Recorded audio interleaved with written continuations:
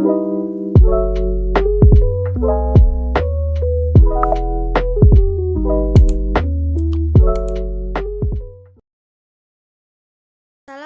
warahmatullahi wabarakatuh. Perkenalkan kami dari kelompok 5, saya Neng Restu dan juga teman saya ada Apipah, Aprijal, dan Naupal akan menjelaskan materi tentang peradaban Romawi kuno.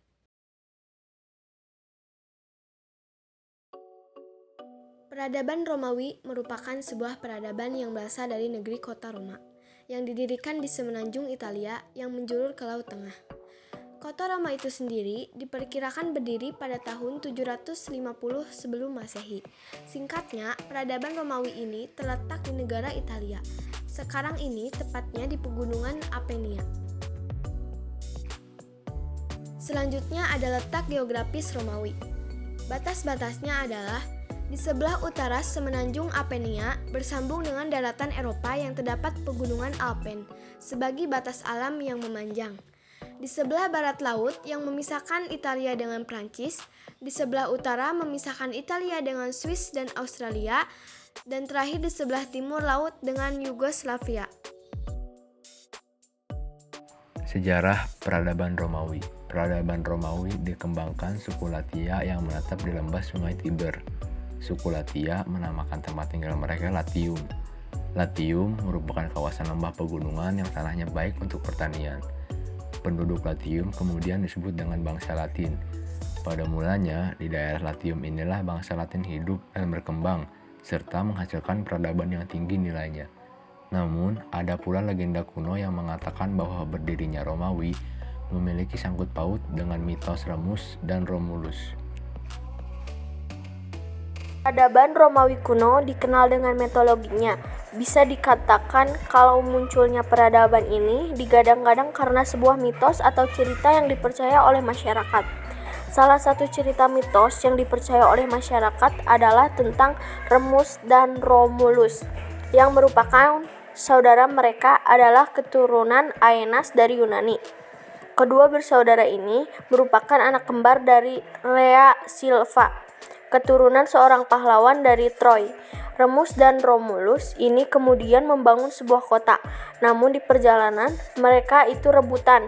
Maka terjadilah pertempuran antara Remus dan Romulus. Sampai pada akhirnya Remus terbunuh oleh Romulus. Dan Romulus pun menamakan kota tersebut dengan namanya yaitu Roma. Kalian bisa lihat, ini merupakan contoh gambar dari patung Remus dan Romulus. Dalam peradaban Romawi kuno, hanya terdapat 3 lini masa penting. Lini masa penting itu adalah Kerajaan 753 sampai 505 sebelum Masehi. Masa ini adalah masa-masa awal banget ketika kota Roma berdiri. Pada masa ini Roma masih dipimpin oleh seorang raja. Pada zaman ini seorang raja didampingi oleh yaitu wakil dari para suku yang ada di sekitar. 2.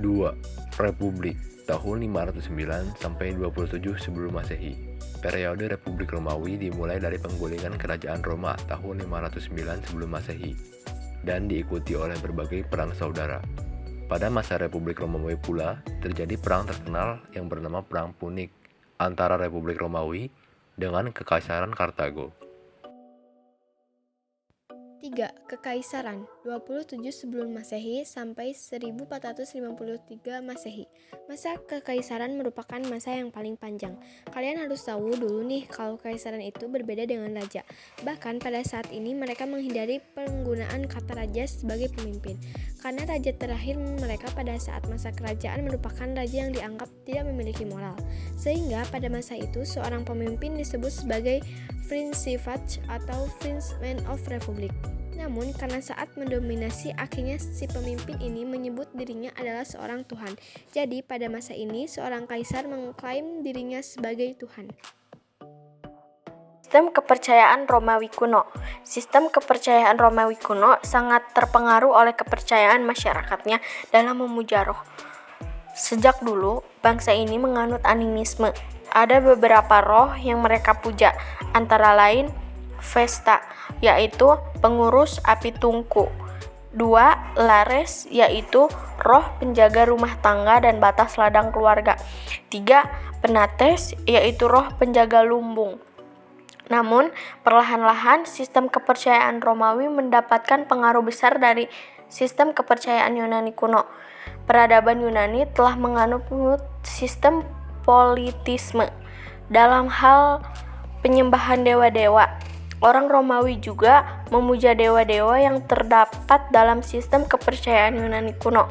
Namun, nama dewa-dewa tersebut disesuaikan dengan nama-nama di Romawi. Peninggalan Romawi kuno. Peninggalan ini juga merupakan sebuah bentuk kebudayaan yang dimiliki oleh Romawi. Pertama ada Kolosium. Masyarakat Romawi merupakan masyarakat yang sangat menikmati hiburan. Kolosium merupakan bangunan berbentuk stadion yang dapat menampung ratusan ribu penonton, sehingga dapat digunakan untuk pertunjukan hiburan. Kolosium konon dibangun sekitar 2000 tahun lalu dan sampai sekarang masih kokoh. Bangunan ini merupakan salah satu bangunan keajaiban dunia. Di samping ini merupakan contoh gambar dari Kolosium. Selanjutnya ada Pantheon. Pantheon merupakan rumah dewa bagi bangsa Romawi. Terus yang ketiga ada Aquaduk, merupakan bangunan saluran air besi. Bangunan fisik yang dibangun oleh Romawi memiliki multifungsi. Di samping ini merupakan gambar dari Pantheon dan Aquaduk.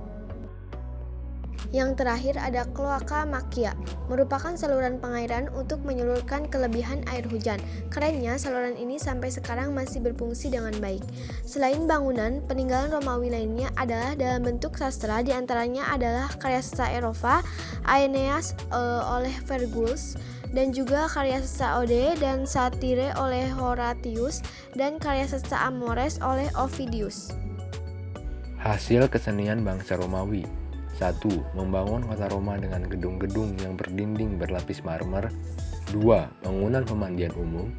3. Membangun pintu-pintu gerbang yang megah. 4. Membuat peringatan tugu-tugu yang megah. 5. Membangun amphitheater atau gedung pertunjukan terbuka. 6. Membuat jalan raya yang menghubungkan antar kota. 7. Membuat jembatan-jembatan lengkung yang kokoh. 8. Yaitu gedung pertunjukan yang menyelenggarakan adu orang dengan singa. Kehidupan sosial ekonomi Romawi. A. Kehidupan sosial masyarakat. Masyarakat Romawi terdiri atas golongan masyarakat bebas dan golongan budak. Hak para budak diambil alih oleh majikannya, sehingga nasib para budak berada di tangan majikannya. Pada masa pemerintah Republik Romawi, jumlah para budak meningkat.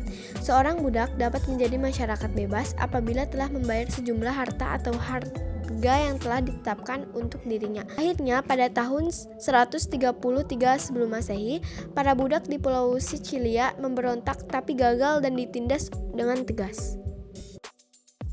Sosial dan ekonomi Romawi. B. Kehidupan ekonomi masyarakat. Perkembangan perekonomian yang pesat pada pemerintahan Kaisar Octavianus.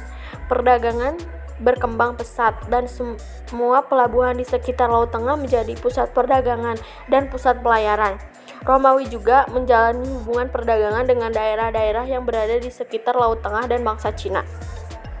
Barang ekspor Romawi berupa keramik, barang-barang dari besi dan perunggu, kayu dan sejenis minuman anggur. Sedangkan barang importnya antara lain sutra dari Cina, rempah-rempah dari Indonesia, kain katun dan mutiara dari India, bahkan pakaian, kaca, kertas, gading dari Mesir. Keruntuhan peradaban Romawi. Pada masa pemerintahan Theodosius, Kekaisaran Roma dibagi menjadi dua bagian, yaitu Roma Barat dengan ibu kota di Roma dan Roma Timur dengan ibu kota di Konstantinopel. Pembagian didasari oleh serangkaian ancaman suku Barbar yang selama puluhan tahun telah mengganggu stabilitas negara. Akan tetapi, pada kenyataan pembagian wilayah ini justru mendorong keruntuhan Kekaisaran Romawi.